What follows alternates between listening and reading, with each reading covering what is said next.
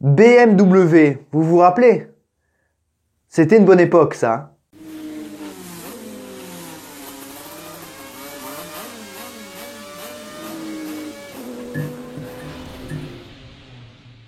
Revenons dans une période pas si lointaine, mais qui malgré tout commence à s'éloigner petit à petit. C'est normal, ça s'appelle le temps. Les années 2000. En 2006, BMW a racheté Sauber, et ces deux entités ont formé une équipe redoutable, devenant un top team en 2 saisons. Mais comment un si beau projet avec de si beaux résultats a pu si mal finir? C'est ce qu'on va voir aujourd'hui, parce que c'est le thème de la vidéo. L'histoire de BMW. Le gâchis.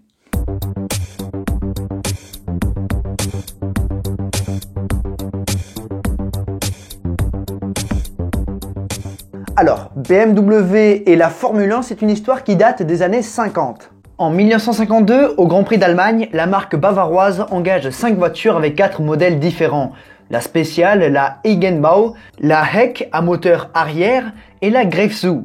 Bon, c'est pas essentiel de connaître ces 4 modèles qui ont participé à un Grand Prix il y a 70 ans, mais malgré tout, on n'en sait jamais assez, ça reste de la culture. D'ailleurs, la Heck, je sais pas comment ça se prononce, la Heck était la première Formule 1 à moteur arrière. Et c'est d'ailleurs la seule à terminer la course avec Ernst Klodwig, ou Klodwig, je sais pas, qui termine 12e. Et l'année suivante, 2 nouvelles BMW sont engagées au Grand Prix d'Allemagne. Toujours la Heck de Klodwig qui termine 15e et la Greifswald de Rudolf Krauss qui termine 14e. Et c'est tout, le premier passage de BMW en Formule 1 s'arrête là. Après, dans les années 60, BMW apparaîtra dans les Grands Prix d'Allemagne, mais en F2. Je rappelle que souvent, les catégories étaient mélangées. Il faudra attendre 1982 pour voir la marque allemande revenir en Formule 1, et ce, en tant que motoriste avec Brabham. Cet engagement a été motivé par Renault et les moteurs turbocompressés. BMW remporte sa première victoire au Grand Prix du Canada et se développe en motorisant plusieurs équipes en plus de Brabham. ATS en 83, puis Arrows en 84,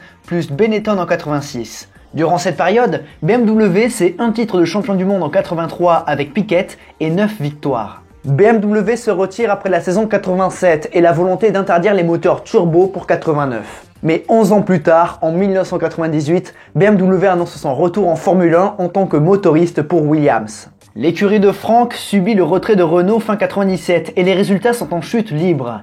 L'arrivée de BMW va relancer l'équipe pour les années 2000. Dès leur première course en Australie, Ralf Schumacher offre le podium. L'année suivante, BMW retrouve le succès avec un moteur plus puissant et une sonorité assez particulière. Ceux qui l'ont déjà entendu peuvent en témoigner. 3 victoires pour Schumacher et 1 pour Montoya. Une autre victoire en 2002 par Schumacher, 4 autres en 2003 et une dernière en 2004. On peut dire que c'est un succès. Mais 2005 sera moins bon. Williams est de nouveau sur le déclin et BMW propose à Frank de racheter l'équipe. Car pour les Allemands, il est évident que leur moteur peut jouer le titre. Mais Williams, c'est toute la vie de Frank et il les envoie balader. Nous voyons que les solutions et non les problèmes, le management de BMW se tourne vers Peter Sauber.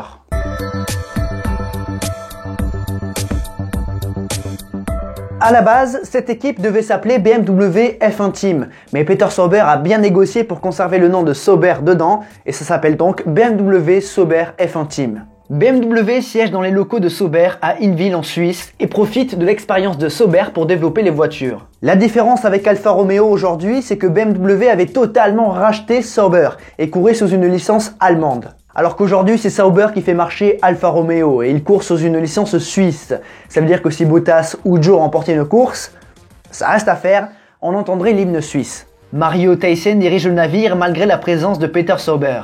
Il décide de recruter Nick Heidfeld, qu'il a côtoyé en 2005 chez Williams et qui connaît très bien l'équipe pour y avoir roulé de 2001 à 2003. À ses côtés, le champion du monde 97, Jacques Villeneuve, présent dans l'équipe en 2005. Troisième pilote, on retrouve le Polonais Robert Kubica.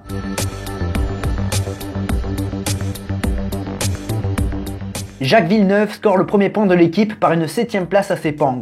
S'ensuit une 4ème place d'Heidfeld en Australie. La tendance penche clairement du côté d'Heidfeld qui s'applique. De son côté, Villeneuve est en froid avec Theissen. Lors du Grand Prix d'Allemagne, Villeneuve sort violemment de la piste et est forfait pour le Grand Prix suivant. Mario en profite pour remplacer le Canadien par Kubica en Hongrie pour une durée définitive. Fin de carrière pour Jacques. Robert va impressionner battant son équipier en qualification, mais c'est bien Quick Nick qui va tirer les marrons du feu de cette course folle, terminant 3ème du Grand Prix et offrant le premier podium de l'équipe BMW en Formule 1. Au Grand Prix suivant en Turquie, Sébastien Vettel prend la place de troisième pilote et roule pour la première fois en séance d'essai officielle durant la FP1. D'ailleurs, il écopera d'une amende pour excès de vitesse dans la pit lane. Et ça, c'est con. Mais bon, à côté, lorsqu'il était en piste, il a quand même démontré une sacrée pointe de vitesse. Au Grand Prix d'Italie, Robert Kubica impressionne en terminant troisième de son troisième Grand Prix de Formule 1. Le line-up de BMW est performant, comme sa voiture. La progression a été constante durant toute la saison 2006 et BMW termine 5e du championnat constructeur. C'est un très bon début.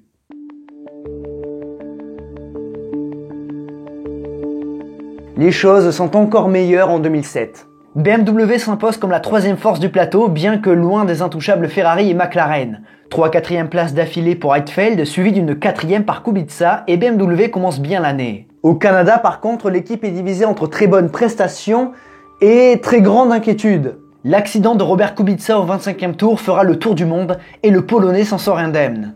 En fin de course, Heidfeld améliore le résultat de l'équipe avec une 2e place. La première est si proche. Sébastien Vettel fait ses débuts en Grand Prix lors de la manche suivante à Indianapolis, Kubica étant forfait. L'Allemand marque les esprits en terminant 8e, scorant ainsi 1 point pour sa première. Encore une belle image pour BMW. La victoire échappe à BMW en Chine, faute de problèmes hydrauliques, mais l'équipe germano-suisse termine 3e du championnat constructeur. Alors, sur la piste, parce que dans les faits, ils sont classés 2e, parce que McLaren a été déclassé du championnat pour l'affaire du Spygate. Bref, mais ce qu'il faut retenir, c'est que les promesses de 2006 ont été tenues en 2007. Il ne manque plus que la victoire, et BMW y pense fortement.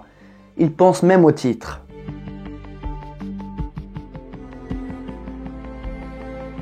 Quand on voit débarquer BMW en 2008, on comprend clairement que les rêves de la marque bavaroise peuvent devenir réalité. 2 deuxièmes places lors des 2 premières courses en Australie et en Malaisie, puis Kubica décroche la pole position à Bahreïn avant de terminer 3e. Le Polonais prend l'ascendant sur son équipier et enchaîne avec 2 quatrièmes places avant de terminer de nouveau 2e à Monaco. Puis vient le Canada. 1 an après son terrible accident, Robert Kubica porte BMW au sommet en remportant la victoire. De plus, Nick Heidfeld termine 2e et offre le doublé à BMW. Mais ce n'est pas fini, les autres favoris se sont ratés et Robert Kubica prend les commandes du championnat pilote. BMW est littéralement au sommet de la Formule 1. Leur duo de pilotes est excellent et leur voiture va vite. Le titre est jouable.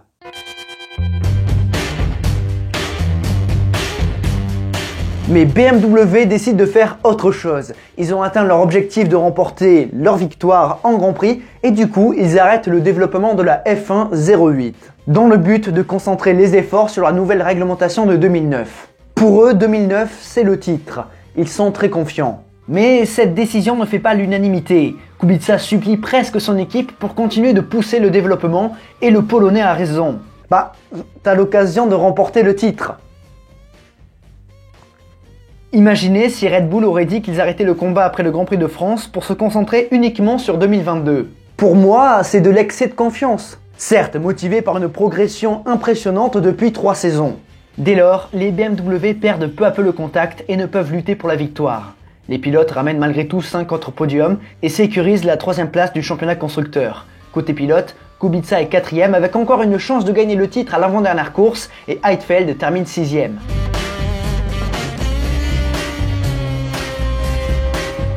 D'après BMW, 2009 signifie titre mondial. On va voir. Déjà, en termes de performance, la F1 09 n'est pas redoutable.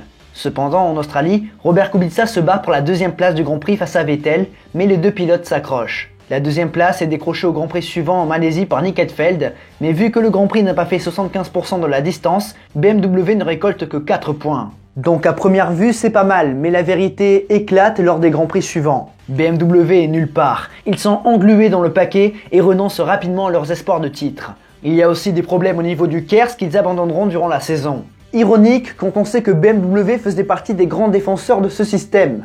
L'arrivage de plusieurs pièces aide un petit peu les performances, mais les résultats sont à des années-lumière de 2008. Ajoutez à ça la crise économique et vous obtenez en juillet une annonce de retrait de la part de BMW. En fait, BM n'avait pas signé les nouveaux accords Concorde, alors ils sont éliminés d'office. C'est un petit peu la honte.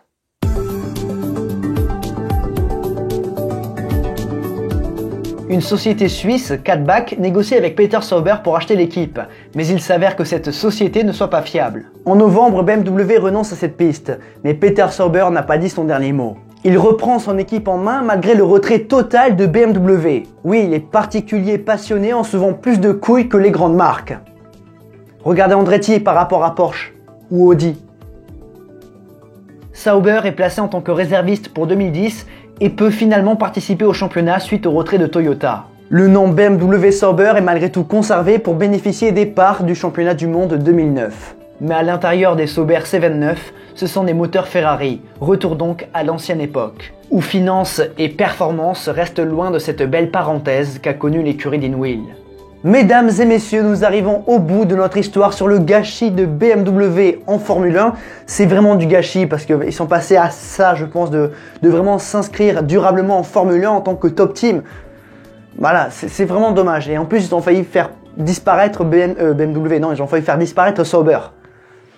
Ouais, c'est un petit peu con, hein, leur management. D'ailleurs, Kubica était vraiment dégoûté de leur choix stratégique et en fait il y a de quoi. Bon après ça aurait marché en 2009, on aurait crié au génie. Mais c'est très risqué, trop risqué. Il faut prendre des risques pour réussir, mais là c'était peut-être un petit peu c'était un petit peu se voir trop beau quoi. Hein. Bref. J'espère en tout cas que cette vidéo vous a plu. Si c'est le cas, pensez à liker, à commenter, à partager, à vous abonner, à activer la petite cloche. Vous connaissez ces 5 trucs, c'est très important. Donc allez-y, faites-vous plaisir. Si jamais vous n'en avez pas assez de moi, regardez sur le côté gauche de l'écran, il y a les logos des réseaux sociaux, Instagram, Facebook, Discord et Twitch. Tous les liens en description, tout comme le lien de la chaîne secondaire, La Piste. Tout ça vous attend, même si c'est un petit peu en stand-by, mais ça reprend, vous connaissez le speech, hein, parce que vous savez pourquoi, parce que la série, oui, le plus gros projet de la chaîne. Je vous rappelle qu'on y travaille depuis plus d'1 an. Hein. Ça sort le 14 mars à 21h. Lundi. Pas ce lundi, mais l'autre après, à moins que vous avez lundi 14 mars, 21h. Voilà, il me tarde que vous voyez ça parce que c'est du lourd. Donc voilà, j'espère que sincèrement que ça vous plaira. Je en parlerai un petit peu plus en détail dans une vidéo qui va sortir dans quelques jours. Mais ça, vous le comprendrez de vous-même. Donc voilà. Surtout, n'oubliez jamais, le plus important, c'est de continuer d'aimer le sport auto, continuer d'aimer BMW. À la prochaine. Vraiment des connards, hein, BMW. Mais voilà, ce que je disais, Peter Sauber, il a dit, oh merde, mais je m'en fous, je mets tout mon fric dedans. Il a tout mis dedans pour acheter, pour sauver ce qu'il a construit. Parce que BMW, ils ont tout racheté, vas-y, viens, t'inquiète et tout. Ah non, il y a quelques soucis, on se cache, on va se planquer parce que c'est la merde. Et du coup, Peter, il était là. Mais non, mais qu'est-ce que vous foutez, les gars? Mais comment je fais, moi, Il a tout mis dedans. Je reprends mon équipe. Voilà. Ça s'appelle avoir des couilles. Parce que quand on voit des fébriles comme ça, ça m'énerve un petit peu, mais quand on voit des fébriles qui hésitent à s'engager, oui mais non, je sais pas, il faut quand même que les règlements soient à mon avantage. Oui, c'est après tout le monde tire vers soi, hein, tirer les règlements vers soi. Regarde ce que font Peugeot. Ce qu'a fait Peugeot, regarde ce qu'a fait Audi, par exemple, au moment on fait tout ça. Tout le monde tire un petit peu les règlements vers soi. Mais ne pas avoir des couilles comme ça, c'est grave. Je sais pas, je pense qu'Audi et Porsche a de quoi être jaloux d'Andretti. Et Mercedes qui sont un petit peu comme ça, Mercedes, Red Bull et d'autres équipes qui sont un petit peu comme ça, l'idée de voir débarquer Andretti. Pourquoi? Parce qu'ils tirent aussi la corde vers eux. C'est chiant, mais au moins eux ils ont pouf sur la table et ça marche quoi. Enfin ça marche. Ça se respecte en tout cas. Surtout comparé à des grands constructeurs automobiles. Voilà. C'était mon petit coup de gueule de la fin. Parce que ça m'énerve un petit peu de voir autant d'écart entre deux groupes quoi, qui sont complètement, qui ont des têtes totalement opposées quoi. Bref, vous avez compris ce que je veux dire. Des bisous.